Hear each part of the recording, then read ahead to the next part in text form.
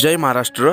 नमस्कार मित्रांनो, पुणे नाशिक या महत्त्वाकांक्षी रेल्वे प्रकल्पाला गती देण्यासाठी तसेच हा रेल्वे मार्ग जुना आराखड्यानुसार सरळ मार्गे व्हावा यासाठी आमदार सत्यजित तांबे यांच्या नेतृत्वाखाली 3 मार्च रोजी म्हणजेच उद्या दिनांक सोमवार 3 मार्च रोजी मुंबईमध्ये सर्वपक्षीय लोकप्रतिनिधींची बैठक होणार आहे आणि कृती समिती स्थापन करून रेल्वे प्रकल्पासाठी त्यांनी प्रयत्न करणार आहोत अशी माहिती दिली आहे। तर जाणून घेऊया संपूर्ण माहिती विस्तारात। पुणे नाशिक या महत्त्वाकांक्षी सेमी हायस्पीड रेल्वे मार्गादरम्यान हायस्पीड रेल्वेच्या मार्गबदलाला स्थानिक लोकप्रतिनिधींनी तीव्र विरोध दर्शवला आहे। या मुद्द्यावर ठोस भूमिका घेण्यासाठी कृती समिती स्थापन करण्यात आली असून पुढील दिशा ठरवण्यासाठी येत्या 3 मार्चला मुंबईमध्ये बैठक होणार आहे अशी माहिती आमदार सत्यजित तांबे यांनी दिली आहे। आमदार सत्यजित तांबे यांची भूमिका: Pune Nashik semi high speed railway मार्ग मूळ नियोजनानुसार झाला पाहिजे। सर्वपक्षीय लोकप्रतिनिधींनी एकत्र येत लढा देण्यासाठी कृती समिती स्थापना करणे गरजेचे आहे। त्यासाठी 3 मार्चला मुंबईत बैठक होत आहे। यासाठी सर्वपक्षीय लोकप्रतिनिधी उपस्थित राहून सहकार्य करावे अशी माहिती त्यांनी दिली आहे। त्यांच्या म्हणण्यानुसार 3 मार्चला कृती समितीची बैठक होऊन त्यात पुढील धोरण ठरवले जाईल।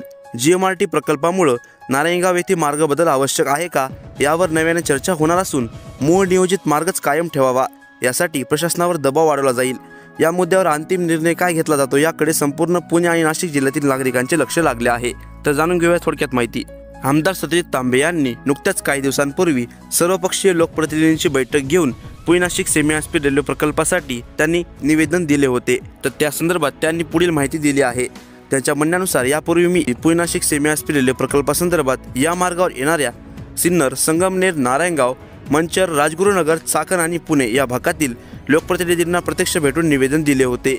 या संदर्भात आज पुन्हा मी सर्व आमदार आणि खासदारांना स्वतः फोन करून आणि पत्र पाठवून मुंबईत 3 मार्च रोजपासून सुरू होणाऱ्या अर्थसंकल्पीय अधिवेशनाच्या पहिल्या दिवशी बैठकीस येण्याचे आमंत्रण दिले आहे।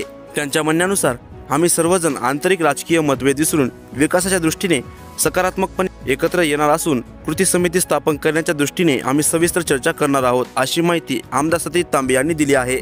तर चला तर मित्रांनो, आता पाहूया पुणे नाशिक सेमी हायस्पीड रेल्वेसाठी उद्या होणाऱ्या मुंबईतील बैठकीमध्ये कोणकोणते राजकीय नेते येणार आहेत याबद्दल थोडक्यात माहिती। Pune Nashik semi high speed railway प्रकल्प सरळ मार्गेच व्हावा यासाठी खालील लोकप्रतिनिधींना निवेदन देण्यात आले असून आमदार खासदार उद्या बैठकीसाठी उपस्थित राहणार असल्याची माहिती मिळत आहे। आंबेगाव शिरूर विधानसभेचे आमदार दिलीप वळसे पाटील उद्या उपस्थित राहणार आहेत।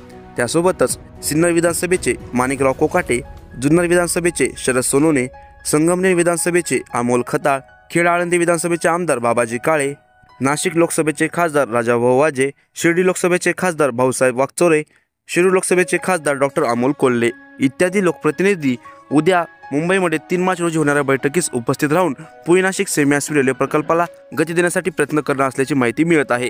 जर वरील सर्व लोकप्रतिनिधींनी एकत्र येऊन जर या पुणे नाशिक रेल्वे प्रकल्पाबद्दल आवाज उठवला तर नक्कीच पुणे नाशिक रेल्वे सरळ मार्गेच म्हणजेच चाकण, राजगुरुनगर, मंचर, नारायणगाव, संगमनेर, सिन्नर, नाशिक असाच मार्गे हा रेल्वे प्रकल्प होईल।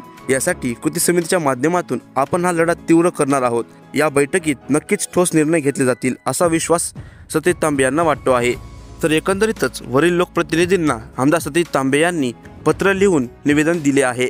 तर मित्रांनो, Pune Nashik semi high speed railway प्रकल्पाबद्दल आमदार सत्यजित तांबे यांच्या वक्तव्यावर आपले काय मत आहे आम्हाला कमेंट करून अवश्य कळवा।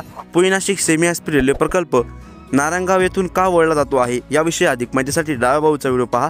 आता Pune Nashik semi high speed railway प्रकल्प पुणे, अहिल्यानगर, शिर्डी, नाशिक असा होणार आहे। या संदर्भात अधिक माहितीसाठी उजव्याबाजूचा व्हिडिओ नक्की पहा। जर तुम्हाला हा आजचा माहितीपूर्ण व्हिडिओ आवडला असेल तर जास्तीत जास्त लाईक आणि शेअर करा। असेच माहितीपूर्ण व्हिडिओ पाहण्यासाठी आपल्या चॅनलला सबस्क्राईब करा। धन्यवाद।